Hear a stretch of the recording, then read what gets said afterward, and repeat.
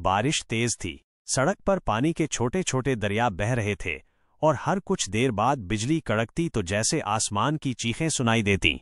असलम, एक नौजवान rickshaw driver, अपने रिक्शे में बैठा धीरे धीरे चल रहा था। वो जानता था कि इस मौसम में सवारियां कम ही निकलती हैं, लेकिन वो 8,000 का कर्ज चुकाने के लिए आज भी काम पर निकला था। वो चौक पर पहुंचा ही था कि अचानक एक लड़की ने हाथ दिया। लंबे बाल, सफेद दुपट्टा, भीगी हुई आंखें और लहजे में अजीब सी नरमी। बाबा जी, पुरानी कोठी जाना है, आप चलेंगे? असलम ने कुछ पल उसे देखा, फिर सर हिलाया।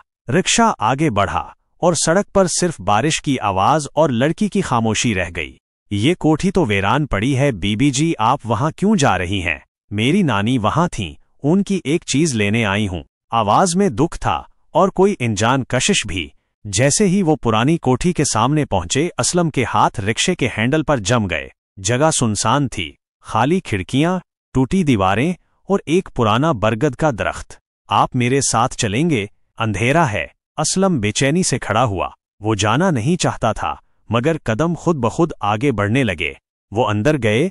लड़की ने सीधा एक पुराने संदूक की तरफ इशारा किया। यहाँ एक लॉकेट है, सुनहरी, नीले पत्थर वाला। नानी कहती थी ये मुझे मेरी असल पहचान बताएगा।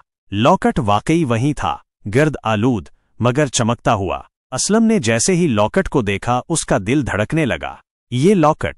जी, ये तो मेरी माँ के पास भी था बचपन में। लड़की ने हैरत से उसकी तरफ देखा। आपका नाम क्या है? असलम। मेरा नाम जरी है। नानी कहती थी मेरा भाई मुझसे बचपन में बिछड़ गया था। दोनों चंद लम्हे खामोश रहे। बाहर बिजली गरजी, फिर अचानक जरी की आंखों से आंसू बहने लगे। क्या तुम मेरे भाई हो? असलम जैसे पत्थर का हो गया। लॉकेट इसके हाथ से नीचे गिरा और जमीन पर टन की आवाज आई। ये लॉकेट हमारी माँ का था। नानी ने कहा था कि एक दिन ये लॉकेट मुझे उससे मिलाएगा जो मेरे अपने में से है। वो दोनों कुछ देर एक दूसरे को देखते रहे। बाहर बारिश रुक गई थी,